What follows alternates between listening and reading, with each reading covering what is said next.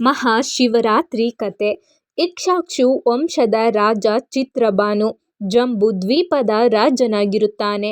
ಅವನು ಪ್ರತಿ ಶಿವರಾತ್ರಿಯಂದು ಉಪವಾಸ ಜಾಗರಣೆ ಮಾಡುತ್ತಿರುತ್ತಾನೆ.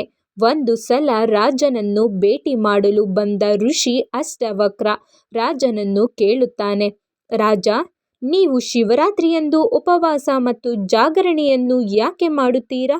ಆಗ ರಾಜ ಚಿತ್ರಭಾನು ತನ್ನ ಹಿಂದಿನ ಜನ್ಮದ ಕಥೆಯನ್ನು ಹೇಳುತ್ತಾನೆ. ಹಿಂದಿನ ಜನ್ಮದಲ್ಲಿ ಅವನು ಒಬ್ಬ ಬೇಡನಾಗಿದ್ದನು. ಜೀವನಕ್ಕಾಗಿ ಅವನು ಪ್ರಾಣಿ ಪಕ್ಷಿಗಳನ್ನು ಕೊಂದು ಮಾರಾಟ ಮಾಡುತ್ತಿದ್ದನು. ಒಂದು ದಿನ ಬೇಡನು ಕಾಡಿನಲ್ಲಿ ಎಷ್ಟು ಹುಡುಕಿದರೂ ಒಂದು ಪ್ರಾಣಿ ಸಿಗಲಿಲ್ಲ. ಬೇಟೆಗಾಗಿ ಕಾಯುತ್ತಾ ರಾತ್ರಿ ಆಗುತ್ತದೆ. ಕತ್ತಲೆಯಲ್ಲಿ ಕಾಡಿನಿಂದ ಹೊರ ಹೋಗಲು ದಾರಿ ತಿಳಿಯದೆ ಬೇಡನು ಬಿಲ್ವದ ವೃಕ್ಷ ಹತ್ತಿ ಕೂರುತ್ತಾನೆ. ಬೇಡನಿಗೆ ತುಂಬ ಹೊಟ್ಟೆ ಹಸಿಯುತ್ತಿರುತ್ತದೆ. ಬೇಡನು ಮನೆಯಲ್ಲಿ ಹೆಂಡತಿ ಮಕ್ಕಳು ಹಸಿದಿರುತ್ತಾರೆಂದು ದುಃಖಿಸುತ್ತಿರುತ್ತಾನೆ.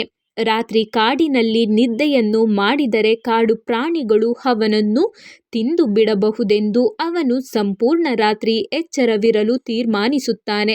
ಸಮಯ ಕಳೆಯಲು ಅವನು ಬಿಲ್ವದ ಎಲೆಗಳನ್ನು ಒಂದೊಂದಾಗಿ ಕಿತ್ತು ನೆಲದ ಮೇಲೆ ಹಾಕುತ್ತಿರುತ್ತಾನೆ. ಮಾರನೇ ದಿನ ಅವನು ಮನೆಗೆ ಹೋಗುತ್ತಾನೆ. ತುಂಬ ಹೊಟ್ಟೆ ಹಸಿಯುತ್ತಿದ್ದರಿಂದ ಅವನು ಕೂಡಲೇ ತನ್ನ ಉಪವಾಸ ಬಿಟ್ಟು ಊಟ ಮಾಡಬೇಕು ಎಂದುಕೊಳ್ಳುತ್ತಾನೆ. ಆಗಲೇ ಒಬ್ಬ ಭಿಕ್ಷುಕ ಬಂದು ಭಿಕ್ಷೆ ಬೇಡುತ್ತಾನೆ. ಬೇಡನು ಮೊದಲು ಭಿಕ್ಷುಕನಿಗೆ ಊಟ ನೀಡಿ ನಂತರ ತಾನು ಊಟ ಮಾಡುತ್ತೇನೆ. ಇದಾಗಿ ಎಷ್ಟೋ ವರ್ಷಗಳ ನಂತರ ಬೇಡನ ಸಾವಿನ ಸಮಯ ಬರುತ್ತದೆ. ಬೇಡನನ್ನು ಕರೆದುಕೊಂಡು ಹೋಗಲು ಶಿವಲೋಕದಿಂದ ಇಬ್ಬರು ಶಿವಕಿಂಕರರು ಬರುತ್ತಾರೆ. ಬೇಡನಿಗೆ, ನಾನು ಶಿವನ ಆರಾಧನೆ ಮಾಡಿಲ್ಲ, ಮೇಲಾಗಿ ನಾನು ಪ್ರಾಣಿ ಪಕ್ಷಿಗಳನ್ನು ಕೊಂದು ಬದುಕಿದವನು.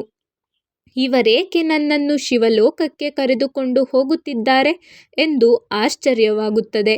ಇವನ ವಿಚಾರವನ್ನು ಅರಿತ ಶಿವಕಿಂಕರರು, ನೀನು ನಿನಗೆ ತಿಳಿಯದಂತೆ ಶಿವರಾತ್ರಿಯಂದು ಶಿವನ ಆರಾಧನೆಯನ್ನು ಮಾಡಿದ್ದೀಯಾ?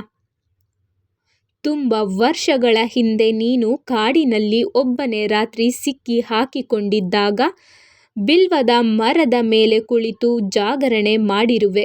ಬಿಲ್ವದ ಎಲೆಗಳನ್ನು ಕಿತ್ತು ನೆಲದ ಮೇಲೆ ಹಾಕುತ್ತಿದ್ದೆ. ನೀನು ಹಾಕಿದ ಬಿಲ್ವದ ಎಲೆಗಳು ಮರದಡಿ ಇದ್ದ ಶಿವಲಿಂಗಕ್ಕೆ ಅರ್ಪಣೆಯಾಗುತ್ತಿದ್ದವು.